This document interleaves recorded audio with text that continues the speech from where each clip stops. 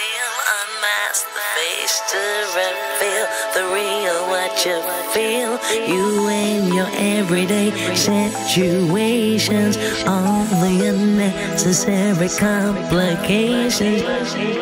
오늘 밤 당신 안의 꿈틀거리는 지식 충전 본능이 깨어납니다.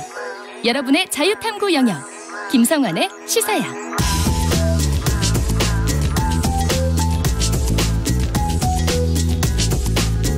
오늘 쳤던 뉴스 꼼꼼히 정리해드리는 뉴스야 시간입니다.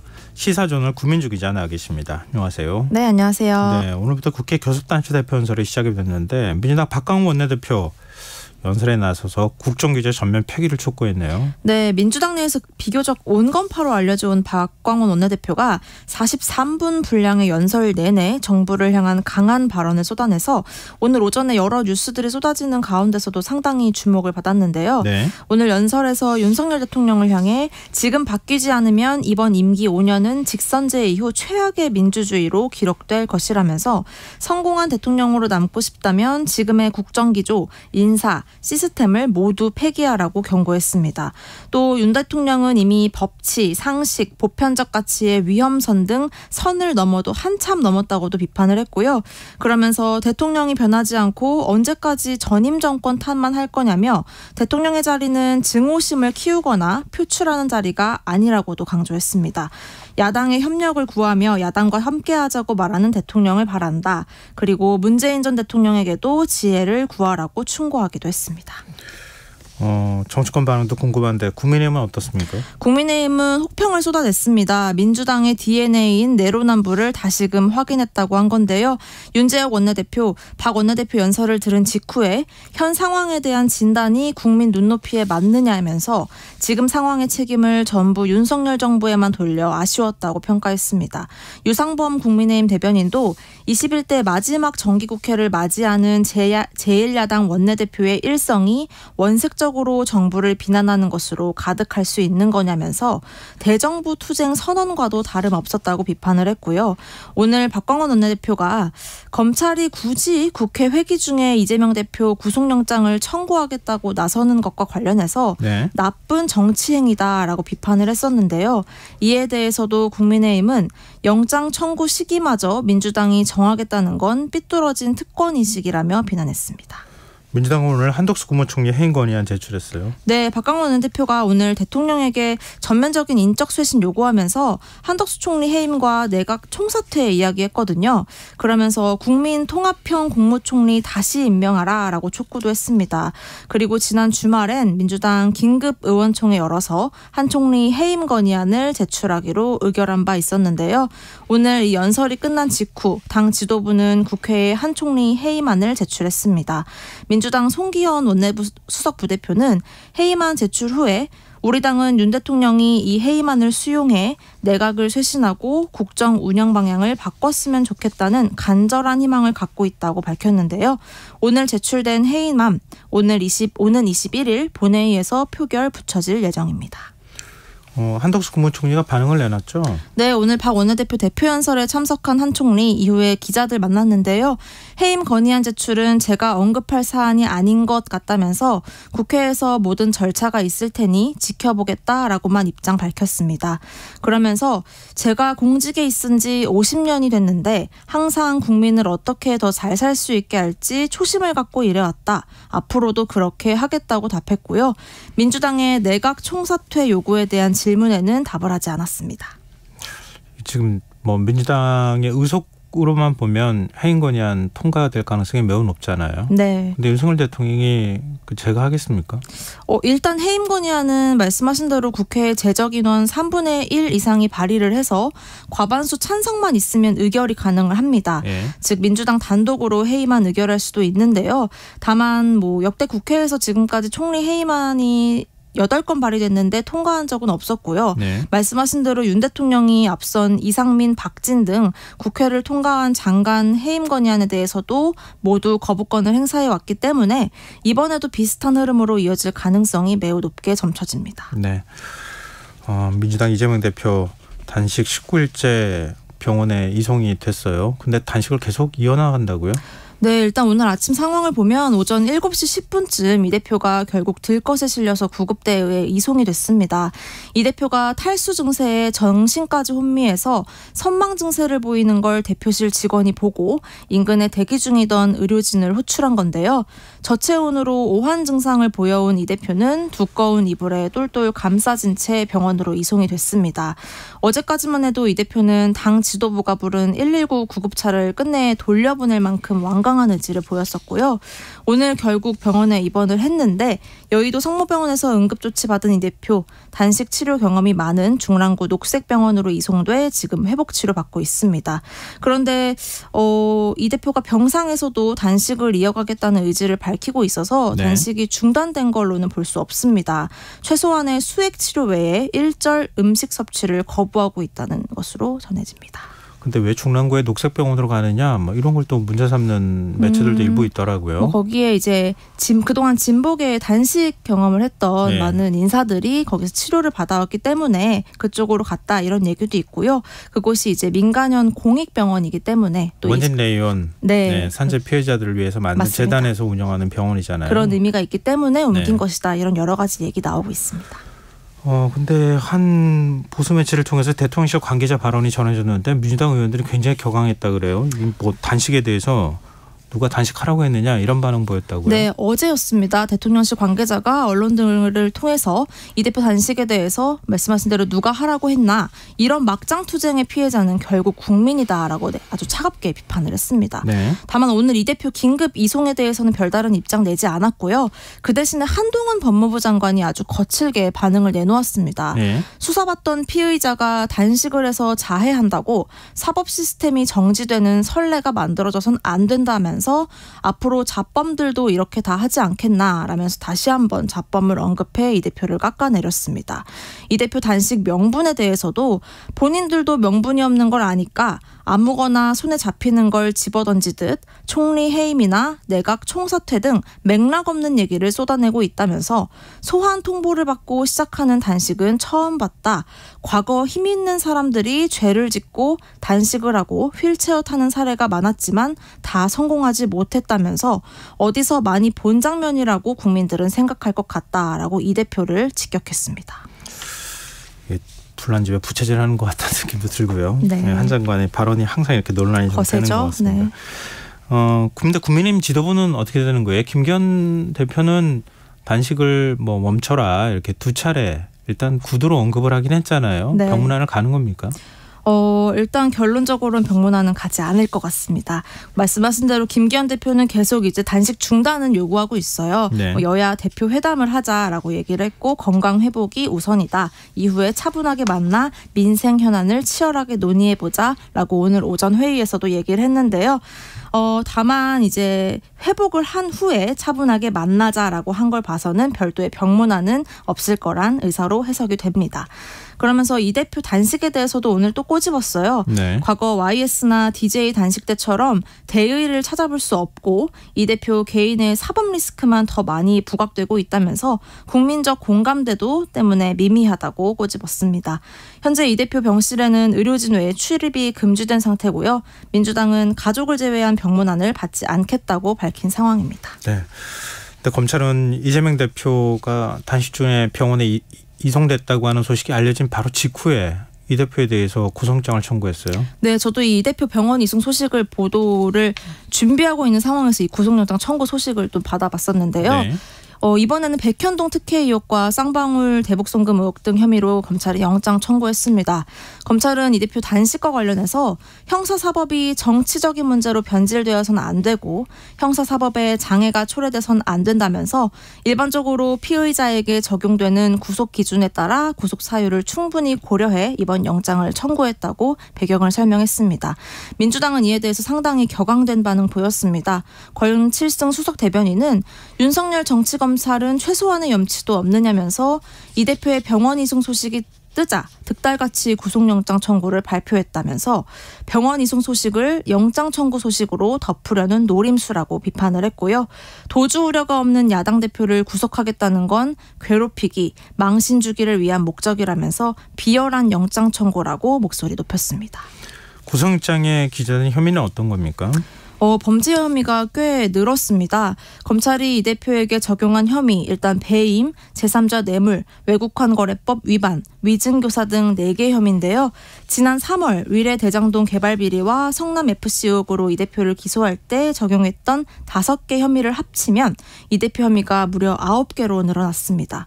특히 검찰은 이 대표가 백현동 민간 사업자의 특혜를 몰아줘 성남 도시개발공사에 200억 원의 손해를 끼쳤다면서 배임 혐의 적용했고요. 또 북한에 지급해야 할 방북 비용 등 총 800만 달러를 쌍방울 그룹에 대납하게 했다면서 뇌물 혐의가 있다고도 보고 있습니다. 이재명 대표에 대한 체포 동의안 표결, 이건 언제쯤 이루어질 것 같으세요? 오늘 이와 관련해서 좀 2차례 의원총회 열렸지만 표결에 대한 뚜렷한 결론 민주당 내지 못했고요. 일단 21일 본회의에서 표결이 붙여질 가능성이 높은 상황인데 어떻게 될지는 명확하게 좀 나온 바는 없습니다. 일단 민주당 내에서는 검찰의 이 정치 행위에 대한 분노의 공감대는 이뤄져 있거든요. 네. 오늘 구속영장 타이밍에 대해서도 굉장히 분개하는 의원들이 많았는데요. 오늘 민주당 의원들 다 같이 용산 대통령실 앞으로 달려가서 야당 탄압에 맞서 싸우겠다 메시지 내기도 했습니다. 이런 분위기 속에서 친명계를 중심으로 당내 검찰의 부당한 영장 청구인 만큼 이 대표 체포동의안을 부결시켜야 한다는 공개적인 목소리 다시 거세지고 있는 것도 사실인데요. 다만 비명계를 중심으로 체포동의안 부결 시 방탄용 단식이라는 비판이 걷잡을 수 없어질 것이라면서 우려하는 목소리 여전히 나오고 있습니다. 이재명 대표가 체포동의안 그 찬성표 던져달라 이렇게 먼저 포기하겠다. 먼저 입장을 밝힐 가능성은 없어요? 그런 가능성. 민주당 내에서는 이재명 대표가 먼저 그런 선언을 해준다면 여러 가지로 정리가 깔끔하게 이루어질 수도 있다라는 얘기도 나오고 있는데요. 네. 아직까지 이와 관련해서 입장 표명은 얘기 나온 건 없습니다. 네, 지금 여러분께서는 KBS 라디오 김성원의 시사회와 함께하고 계십니다. 계속해서 뉴스에 이어가겠습니다. 윤석열 대통령이 유엔 총회 참석차 미국으로 출국했네요. 네, 오늘 오전 김건희 여사와 함께 4박 6일 일정 시작을 했습니다. 가장 눈에 띄는 일정은 우리 시간으로 21일 새벽에 열릴 유엔 총회 기조 연설인데요. 참석한 정상들이 차례로 하는 연설인데 윤 대통령은 여기에서 북한과 러시아의 최근 군사협력에 대한 강한 비판 메시지 낼 것으로 보입니다. 대통령실은 윤 대통령이 이번 뉴욕 순방 일정 중에 30개 이상 나라와 양자회담을 가질 것이며 50개국까지 더 늘어날 수 있다고 밝혔는데요. 네. 김태효 국가안보실 1차장은 역대 가장 짧은 기간 가장 많은 회담을 진행한 대통령으로 역사에 남을 거라면서 실제 기네스북에 신청해볼 생각도 있다라고 언급을 했습니다. 기네스북이요? 네, 역대 가장 짧은 기간 가장 많은 회담. 네, 대통령실은 이 모든 게 오는 11월 개최 도시가 결정되는 2030 엑스포 유치를 위한 행보이고 또 국민 일자리로 다 돌아올 것이다라는 설명입니다. 근데 양자회담을, 그러니까 다자회담도 아니고 양자회담을 50개국까지 할 수가 있어요? 그렇기 때문에 한 30개씩 이제 만나도 이게 얼마예요? 맞습니다. 시간이? 이게 양보단 질 아니냐 이런 얘기가 나오고 있는 이유겠죠. 알겠습니다. 근데 윤 대통령이 지금 유엔 총회 자리에서도 북러 군사협력에 대한 경고 메시지 내놓을 것이다 이런 관측이 나오고 있는데 러시아는 또 이 김정은 북한 국무위원장이 방문했을 당시에 자폭 드론을 선물했어요. 네, 미국과 러시아 현지 매체들의 보도였는데요. 러시아 연해주 주지사가 김정은 위원장에게 드론 6대와 드론 통제 시스템, 방탄복 등을 선물했다고 보도를 한 겁니다. 6대 드론 가운데는 5대가 우크라이나 전쟁에서 살상용으로 쓰이고 있는 이른바 자폭 드론인 것으로 파악이 된 겁니다. 문제는 이 자체가 북한과의 무기 거래 등을 금지하는 유엔 안보리 제재 위반이란 건데요. 우리 외교부도 오늘 이 부분에 대해 엄중히 경고하고 미국 등 우방국들과의 공조를 통해 대응 조치 취할 거라고 강조했습니다. 근데 일각에서는 윤 대통령의 해외 순방 일정이 지나치게 이전 대통령하고 비교해봤을 때 많다 이런 지적도 지금 있는 상황이고 지금 국내 정치 상황도 좀 복잡하잖아요. 네. 여권 내부에서조차 이거 대통령이 보이지 않는다 이런 비판의 목소리가 나온다고요? 네, 대표적으로 유승민 전 국민의힘 의원 윤 대통령이 외치가 너무 재밌으신지 내치에는 너무 소홀하다 직격을 했습니다. 국내 경제와 민생이 심각한데 이를 살피진 않고 해외 순방을 너무 많이 다닌다는 건데요. 실제 윤 대통령은 지난 5일부터 11일까지 인도네시아 등의 5박 7일 일정으로 다녀온 후에 불과 일주일 만에 오늘 다시 뉴욕으로 떠난 겁니다. 유 전 의원은 꼭 꼭 필요한 일정 아니면 총리나 외교부 장관을 내보내고 본인은 국내 정치와 경제를 살피는 데 주력해달라고 요구를 했습니다. 그런데 윤 대통령 최근 국무회의 자리에서 재임 기간 대한민국 국민과 기업이 진출해 있는 모든 나라 정상들과 만나겠다고 밝힌 바 있는 만큼 순방 일정을 줄일 것 같진 않아 보입니다. 이것도 가능합니까? 물어보려고 그러다가 이게 너무 나라 수가 많아가지고. 역시나 양보다지. 네. 전 세계에서 가장 외교 관계를 많이 맺는 나라가 우리나라라는 얘기 하잖아요. 네. 대한민국 비자, 그러니까 그 여권이 전 세계에서 가장 잘 통용되는 여권이라고도 얘기하잖아요. 맞습니다. 이게 가능할까 하는 생각도 좀 들긴 하네요. 그냥 뭐 제 생각일 뿐이고요. 자, 화제를 좀 바꿔보죠. 인사청문회 얘기를 좀 해봤으면 좋겠는데요. 네. 김행 여성가족부 장관 후보자. 거짓 해명 논란에 계속 휩싸이고 있어요. 네, 먼저 김건희 여사와의 오랜 친분설에 대한 거짓 해명 논란 불거지고 있습니다. 김 후보자가 창업했던 소셜미디어 위키트리와 김건희 여사의 코바나 콘텐츠가 수차례 전시회를 공동으로 주최해 주관한 사실이 밝혀져서 김 후보자가 김 여사와의 친분으로 내정이 된 것 아니냐 의혹이 제기가 됐었는데요. 네. 그러자 김 후보자가 이 친분설을 부인하면서 해당 기간에 자신은 위키트리를 떠나 있었다고 해명을 했습니다. 네. 하지만 이 기간에 김 후보자는 계속 이곳에 부회장 직위를 그대로 유지했고 근로소득도 7,500만 원 정도 받아온 것으로 확인이 돼서 거짓 해명 논란 커지고 있는 겁니다. 네. 또 2013년 박근혜 청와대 대변인으로 임명될 때 신우이에게 이 위키트리 운영사 주식을 매각한 사실도 확인돼서 그때 대변인으로 임명됐으니까 백지신탁해라 이렇게 결정이 나왔는데 네. 그걸 백지신탁한 게 아니라 신우이. 주식을 신우이한테 매각을 했다. 네, 사실상 뭐 맡긴 것 아니냐, 주식 파킹이다 이런 비판이 여당 내에서도 나오고 있는 상황입니다. 그뿐 아니라 김 후보자 남편이 최근 5년간 9억여 원을 벌면서 신용카드와 현금 사용액은 0원으로 신고한 사실도 드러났는데요. 네. 또 지난 10년간 재산이 무려 140억 원이나 증가했는데 대조적으로 지출 현황이 너무 터무니없다 이런 지적도 나오고 있습니다. 여기에 대해선 김 후보자 아직 아무런 해명 내놓지 않고 있습니다. 국민의힘 김 의원도 뭐 지금 민주당의 그 이스타항공 이상직 전 의원 네. 사례하고 똑같다 이렇게 네. 비유를 하면서 명백한 통정매매이자 공직자윤리법 위반이다. 99.9%라고 얘기했죠. 그러니까 잠깐 파킹했던 거다. 네. 다시 되찾아온 거다. 맞습니다. 이런 지금 얘기까지 나오고 있는 상황이라서 이것도 어떻게 해명할지 모르겠네요. 그리고 이균영 대법원장 후보자 인사청문회 내일 열릴 예정 아닙니까? 지금 네. 여러 가지 쟁점이 있어요. 굉장히 상당히 많아서 청문회가 난타전이 될 가능성 보이는데요. 네. 역대 대법원장 후보 중에 가장 많은 72억 원을 재산 신고한 이 후보자가 10억 원에 달하는 처가 운영회사 비상장 주식을 후보자 지명 직전까지 재산 등록에서 누락해온 사실 드러났고요. 이 점에 대한 지적도 내일 나올 것으로 보입니다. 또 재산의 절반 이상을 차지하는 배우자와 본인의 부동산 관련해서 농지법 위반과 투기 의혹 제기되고 있고요. 네. 아들의 김앤장 인턴 근무에 대한 특혜 의혹 그리고 첼리스트인 딸이 고가의 첼로를 무상으로 대여받아 사용 중인데 이 점 또한 재산 신고에서 누락된 점 등이 논란이 되고 있습니다. 두 자녀의 호화 유학과 불법 증여 의혹도 제기되고 있고요. 이 후보자의 사법행정 능력 자체에 대한 의구심도 나옵니다.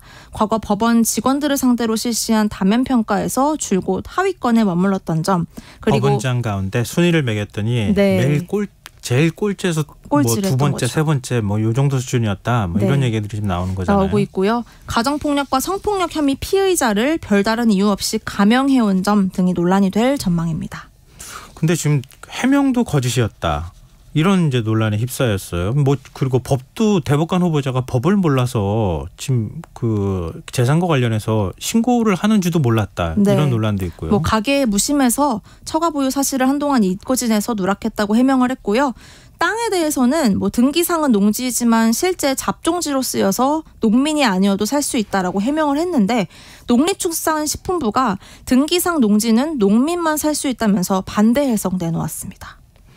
이것도 어떻게 인사청문회 과정에서 해명을 할지. 근데 사실은 이건 민주당이 동의하지 않으면은 대법원장 후보자는 안 됩니다. 안 되는 거잖아요. 그래서 민주당이 굉장히 그동안 여러 가지 임명 강행을 겪으면서 네. 대법원장 후보자 청문회만큼은 정말 벼르고 있다 이런 얘기들이 많아서요. 부결시킬 것이다. 네, 내일 굉장히 난타전이 이뤄질 것으로 보입니다. 아 예.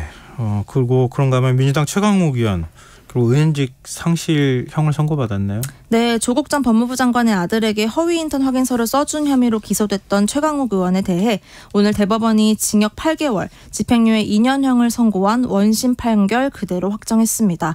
금고 이상의 형이 확정되면 피선거권을 박탈하도록 한 법에 따라서 최 의원은 의원직을 상실하게 되었고요. 내년 총선에도 출마하지 못하게 되었습니다. 최 의원은 대법원을 나오면서 정치검찰이 벌여온 사냥식 수사, 날치기 기소 등에 대한 판단이 없어서 아쉽다고 토로했고요. 정권이 사법부의 기능을 무력화하려는 시도를 멈추지 않을 것 같다 걱정스럽다고도 지적했습니다. 정치권 반응 마지막으로 살펴볼까요? 민주당은 이번 판결은 당초 조국 전 장관 죽이기 차원에서 시작된 평양적 기소에서 시작된 것이라며 정치검찰의 위법적 증거 수집을 지적한 상고를 받아들이지 않은 대법원의 깊은 유감을 표명했습니다.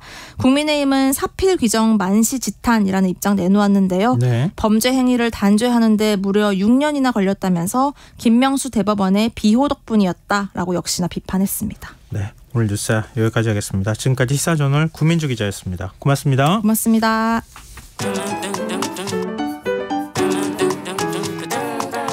일일 시사 권장량 채워가세요. 골고루 담았습니다. 당신만을 위한 하루 시사 김성환의 시사야.